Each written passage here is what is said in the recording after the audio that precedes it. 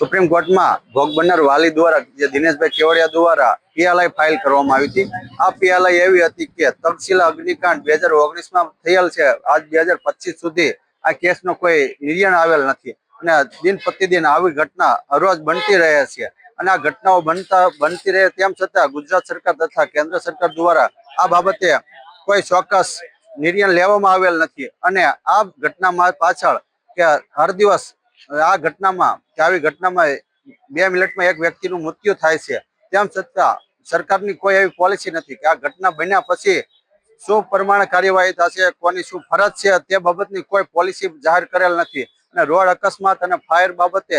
સતત દિન પ્રતિદિન આવી ઘટનાઓ બનતી રહેલ હોય તેવા સંજોગોમાં આની પૂરતી ગાઈડલાઈન આપવી પડે અને અમારો જે કેસ છે તેનો જલ્દી નિકાલ લાવવો જોઈએ. તે બાબતે સુપ્રીમ કોર્ટના જજ દ્વારા તમામ ડિપાર્ટમેન્ટને નોટિસ ઇસ્યુ કરવામાં આવી અને અમારી પીએલઆઈ એડમિટ કરવામાં આવી. હવે વધુ સુનાવણી 5 જાન્યુઆરી 2026 ના રોજ નામદાર સુપ્રીમ કોર્ટમાં રાખેલ છે.